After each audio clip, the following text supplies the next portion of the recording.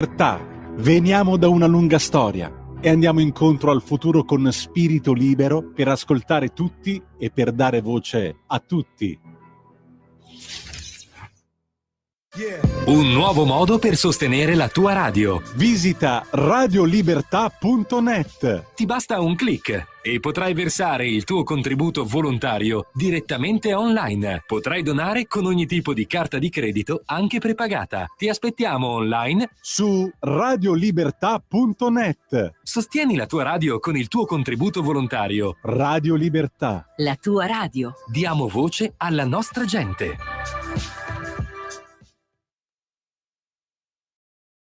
Va ora in onda il garage dell'Alfista, l'unica radiovisione dal cuore sportivo. Alla guida Antonino Danna.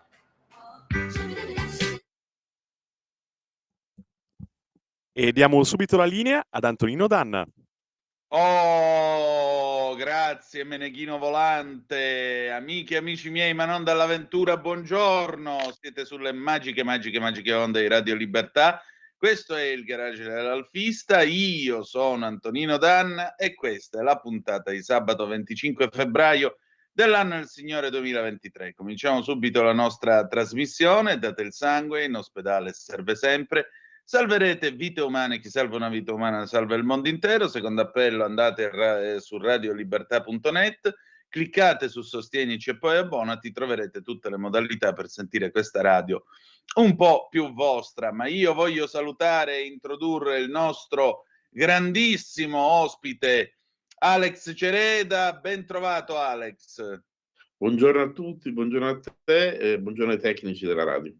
Ben trovato. Allora, Alex carissimo, oggi noi chiudiamo il discorso sul tuning, perché è un discorso che ci ha appassionato anche già dalla puntata precedente. Ecco, allora la domanda che io ti pongo per entrare subito in argomento, visto che ancora oggi c'è chi fa il tuning, c'è chi lo fa a vari livelli, che vanno appunto dalla semplice modifica estetica a quelli che montano batterie di woofer e robe varie, lucine varie ed eventuali per quando apri lo sportello e proiettano scritte per terra e così via. Qual è la nuova frontiera del tuning secondo te? Allora, io il tuning personalmente lo intendo non come queste caratterizzazioni estetiche, mettere le lucine, eccetera. Non è nel mio carattere, però è giusto che ognuno abbia i suoi gusti e li possa applicare. Per me il vero tuning è un lavoro sulla meccanica e sulla motoristica, anche sulla carrozzeria, non ai fini puramente estetici, ma funzionali.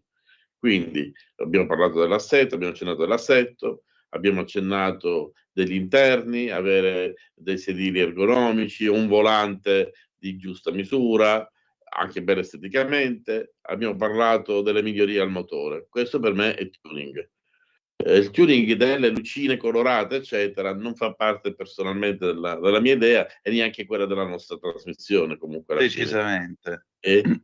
Sono delle modifiche a metà strada tra un'auto da pista e un'auto stradale, sempre rispettando il codice della strada, ovvero in realtà il codice della strada non permette la manomissione di qualunque componente, però è comunque abbastanza tollerante. Quindi immaginando un'auto che utilizzeremo solo per i track day, e allora ci si può sbizzarrire con l'assetto, con le dimensioni delle gomme, con qualche lavoro al motore e con il differenziale. È uno degli argomenti che vorrei parlare oggi, accennare, è proprio il differenziale.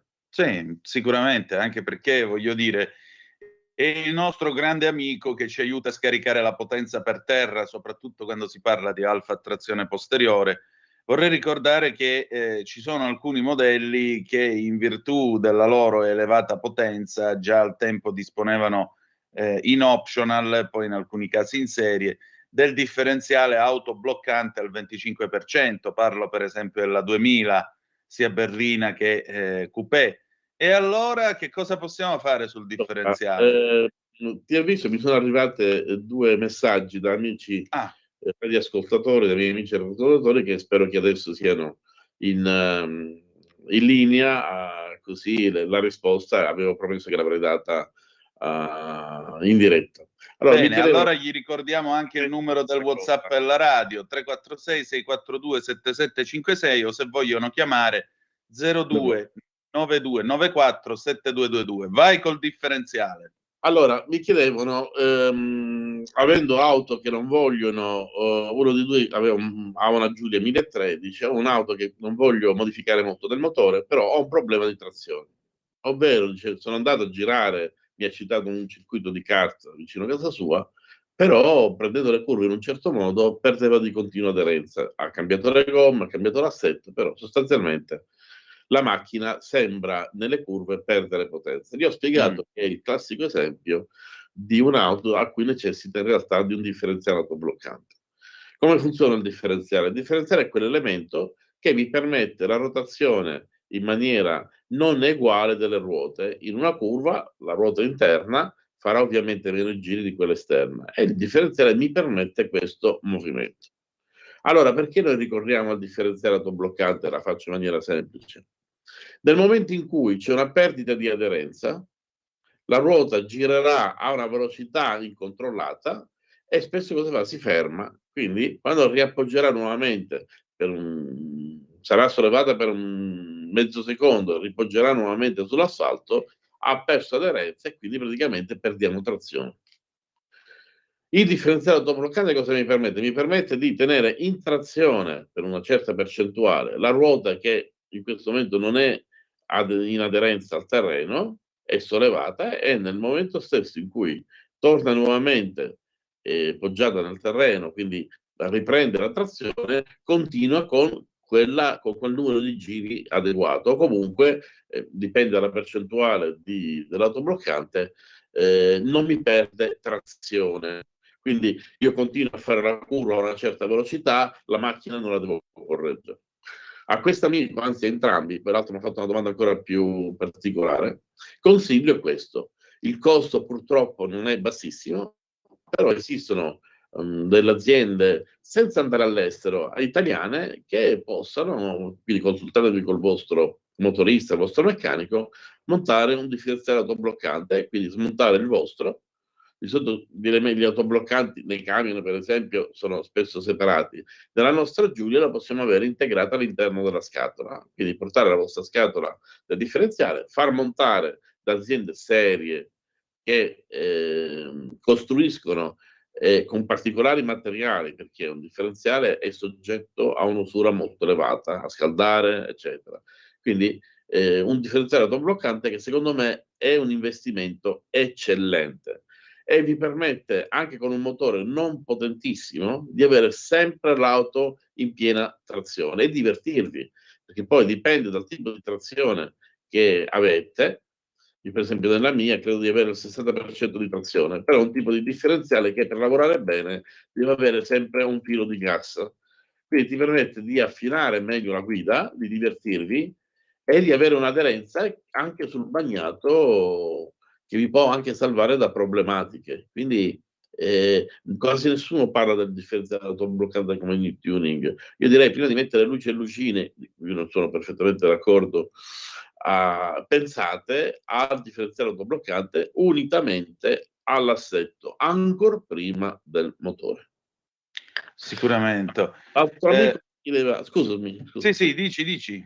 L'altro amico mi chiedeva sostanzialmente la stessa cosa, avendo un problema di rumore, possibilmente magari c'è da riequilibrare l'albero motore. Ecco, voglio rispondere, se avete rumori strani o perdite di liquido lubrificante dal differenziale autobloccante quando andate a cambiare gli O-ring, e vi succede spesso, molto probabilmente avete l'albero di trasmissione che non è equilibrato. Quindi cosa fa? Trasmette al differenziale una vibrazione strana che, andando in risonanza, questo è un argomento di cui parleremo più in là, andando in risonanza praticamente sollecita fortemente i cuscinetti che si rompono o comunque gli O-ring che praticamente cominciano a perdere e durano poco. Questa è un'altra problematica di tante macchine, le risonanze, ovvero quell'effetto di una vibrazione che si stabilizza a una precisa frequenza e che è costante, cioè nel senso è una sollecitazione continua. È come se io con un punteruolo cercassi di bucare il muro fino a quando oggi, domani, dopodomani riesco a bucarlo. Quella è una risonanza, però magari lo spiegheremo anche meglio. Molto dannosa, e accade spesso anche nei motori diesel che hanno grandi vibrazioni. Se queste vibrazioni, riverberazioni, si concentrano a una particolare frequenza, innescano delle vibrazioni appunto che si vanno a concentrare su alcuni componenti che improvvisamente si rompono. Io l'ho studiato su alcune auto che ho avuto io in passato e mi rendevo conto che spesso erano certi particolari componenti a rompersi. Per esempio i tubi, le tubazioni del servo stesso. Bloccandoli con delle fascette, la frequenza di risonanza si abbassava, si spostava e le tubature non si rompevano più. Questo può avvenire col differenziale che, se non hai l'albero motore ben equilibrato, può accadere che le sollecitazioni sia dal motore, ma soprattutto sia dal cambio che soprattutto dal differenziale, possono danneggiare gli elementi stessi. E quindi vi ritroverete, a me è successo con la GTA, di cambiare di continuo cuscinetti oppure O-ring, quando il problema non era la qualità dei cuscinetti, e forse anche quella, ma una vibrazione derivata dall'albero motore, che a certe velocità non ve ne accorgete, quando le oscillazioni avvengono ad alta velocità, perché ci sono i rumori, ci sono le vibrazioni del motore, viene coperto. Però un'attenta analisi vi può far scoprire che avete bisogno di bilanciarlo. Quindi che significa tuning anche? Significa mantenere ciò che hai perfezionandolo. Quindi puoi anche mantenere il tuo motore originale e fare una buona carburazione o aggiungere dei carburatori. Curare al massimo la trasmissione, oli di qualità nel cambio, oli di qualità sul differenziale, bilanciamento del cuscinetto, sostituzione dei giunti cardanici dove necessari, e a quel punto quella potenza la riusciamo a farla trasmettere alle ruote.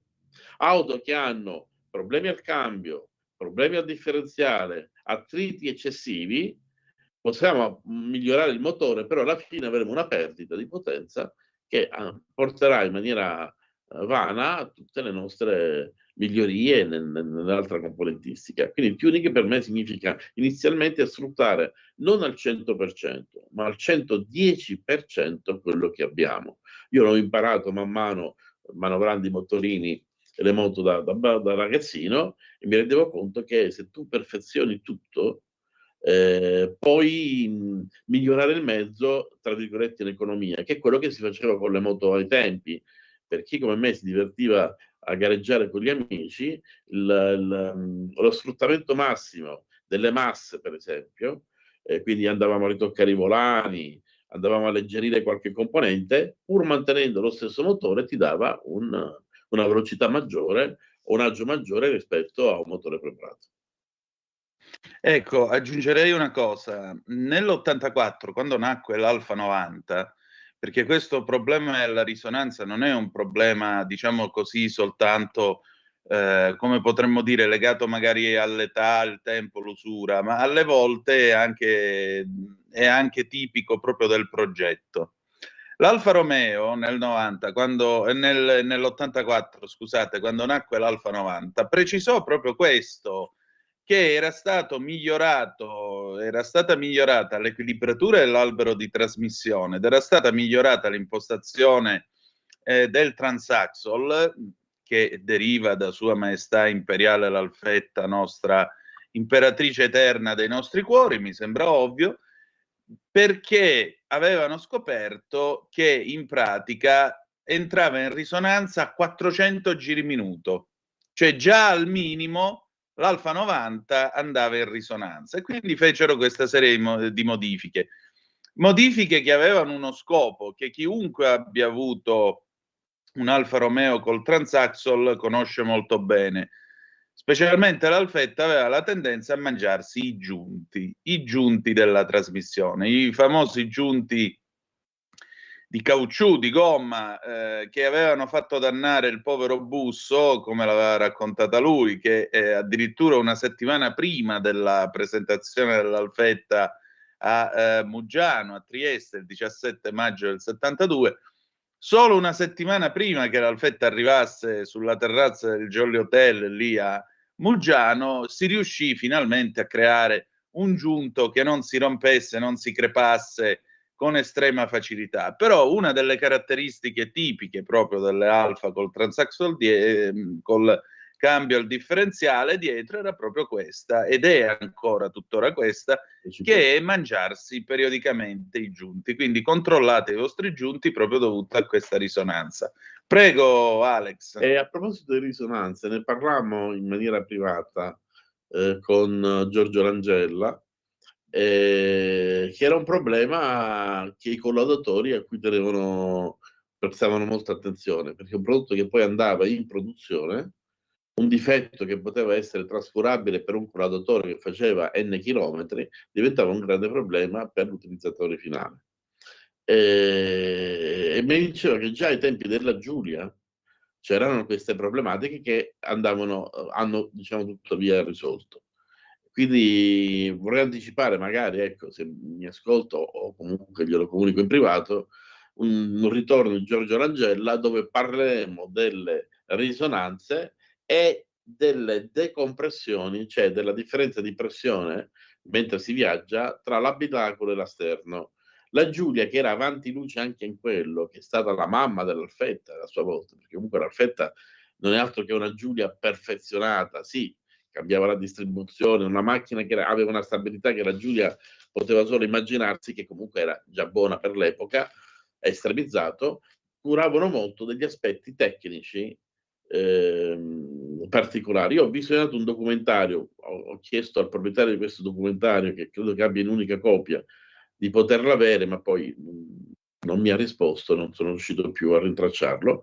Questo è un tecnico che lavora in cinema. Aveva un documentario dell'Alfa Romeo dove con gli analizzatori di segnale a bobine, quindi negli anni 60, l'Alfa Romeo andava a controllare le varie componentistiche. Io ho utilizzato i vibrofoni, per esempio, per registrare le sollecitazioni e le vibrazioni, e soprattutto per capire il comportamento di ogni singolo componente su un chilometraggio vasto, perché un collaudatore non può impiegare 100.000 chilometri in pochi mesi, perché 100.000 chilometri in pochi mesi significa starci la mattina e la sera dentro l'auto, e poi non si può simulare tutte le condizioni possibili e immaginabili, anche se con la Giulia hanno anche simulato il ghiaccio del Polo Nord, Certo. nelle gallerie del vento particolarmente attrezzate. Però si prestava molta attenzione. Essendo motori molto prestanti, ricordiamo che l'Alfetta tutt'oggi, le partenze di un'Alfetta lasciano basiti chiunque, quindi Voglia. tempi, materiale che era neoprene, altro, erano dei giunti che comunque rigidi per come erano, nel tempo, soggetti a usura, a calore, tendevano a rompersi o a creparsi, e quindi succedeva che praticamente il giunto stesso lavorava con un'inclinazione eccessiva e o rompeva o usurava in maniera immediata, in breve tempo, i cuscinetti. Poi un discorso della differenza di pressione tra l'abitacolo e l'esterno era importante, però non lo vorrei svelare. Invito, ecco, ufficialmente Giorgio Langella, con il tuo permesso, di rivenire in trasmissione e parlare di questi due argomenti molto interessanti che comunque hanno a che fare col tuning, perché il tuning perfezionato, io l'ho imparato dal mio mestiere, cioè essere perfezionisti, ti può portare a delle migliorie, anche delle cose che possono sembrare banali, quindi un aumento di velocità o di prestazioni quando le guarnizioni della nostra auto sono perfettamente adattate, non ho perdite in aerodinamica, e comunque l'auto lavora aerodinamicamente in maniera più corretta possibile per come è stata progettata. Condivido. Senti, nel mentre sono arrivate due fotografie, Federico, se vuoi le puoi proiettare, è un Alfa Sud terza serie, un Alfa Sud SC, niente di meno, Bello. che la nostra Alessandra ha fotografato sul lago d'Orta la domenica scorsa. È una mia passione da ragazzo, l'Alfa Sud. Io amavo la T. Questa è bellissima, grigia, è rara da trovare perché purtroppo l'Alfa Sud, lo abbiamo raccontato, è stata vittima di una politica dei dipendenti, scellerata, perché ci sono stati purtroppo poi degli eventi anche negativi non solo per l'auto, per gli esseri umani, chi l'ha distrutta perché comunque boicottavano Sì,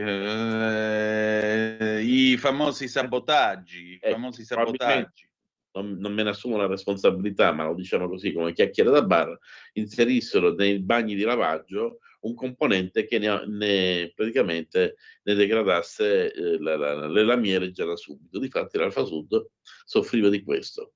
Ne abbiamo poche purtroppo in giro a causa di questo comportamento scellerato di questa gente che lavorava per un marchio come l'Alfa Romeo, ovviamente parlo di un ristretto numero di persone, ma che si divertiva in realtà a boicottarlo in nome di un credo politico. Sì, appunto. Il fatto è che l'idea di fondo era giusta, l'idea di fondo era buona. Il problema è che chi è entrato in servizio da quelle parti salva la pace dei giusti, perché poi sono sempre queste Io sono minoranze stato quelle che fanno a casino. Pomigliano, io sono stato testimone, l'ho visitato da ragazzo, Esatto. so quello che ci hanno fatto, ci hanno chiuso dentro le stanze per non andare a vedere certe cose, siamo stati tra virgolette minacciati per dire quello che vedete state zitti perché se no succedono guai.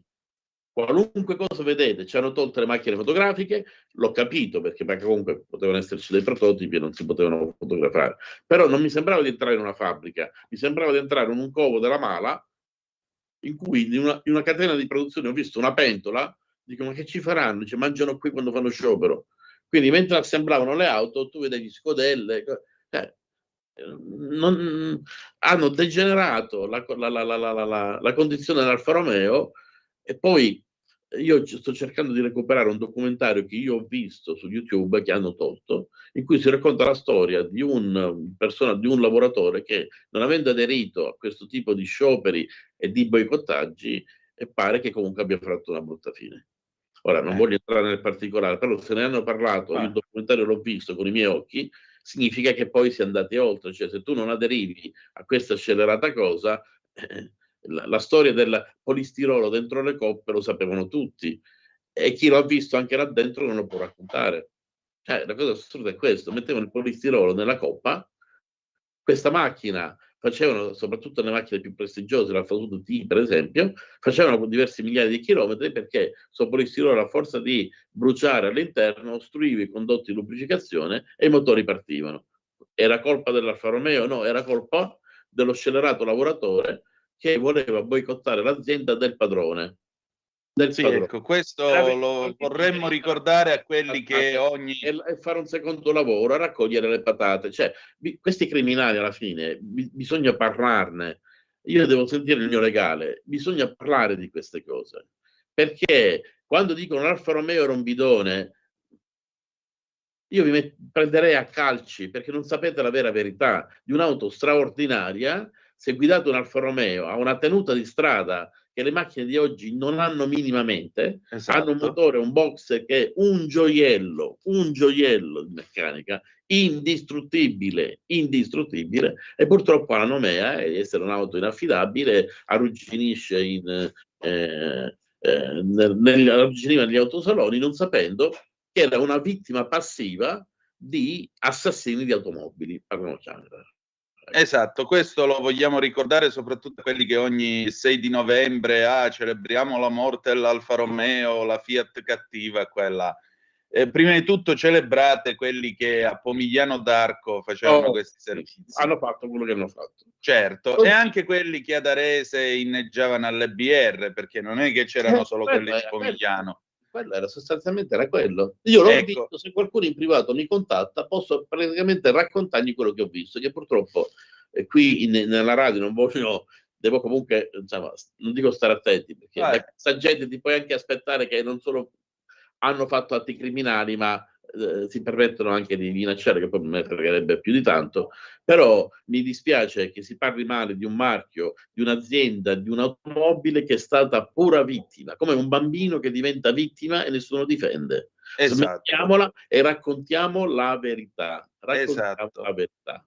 Alex, noi dobbiamo chiudere, però io vedo che aleggia su di noi invece una Ferrari del giornalismo, ovvero sia Giorgia Pacione Di Bello, che tra poco condurrà Tax Girl dopo sarà seguita da un'altra Ferrari del giornalismo, Gemma Gaetani con una gemma in cucina, ma Alfa Romeo del giornalismo, non solo Ferrari. beh, certo, mi pare chiaro, tanto voglio dire, sono cugini nostri quelli della Ferrari. Okay. Ma sbaglio, tu parli anche di auto elettriche, Giorgia? Sì, esatto. Oggi la puntata sarà dedicata al mondo green e soprattutto appunto dell'obbligo di auto elettriche. Quanta sofferenza, Giorgia. Direi che ce n'è tante in arrivo, altro che Alfa. Qui c'è Vabbè. tanta sofferenza. Vabbè, qualche giorno facciamo un raduno nel parcheggio della radio, portiamo una decina di Alfa Romeo, hai voglia di divertirci. Senti, allora Giorgia, niente, noi ti cediamo la linea, io voglio ringraziare ancora una volta Alex Cereda per la sua presenza. Grazie, le sue parole, vi lascio direi in ottime mani perché saldamente alla guida troverete tra poco Giorgia Pacione di Bello con appunto Tax Girl, dopodiché Gemma Gaetani, una gemma in cucina.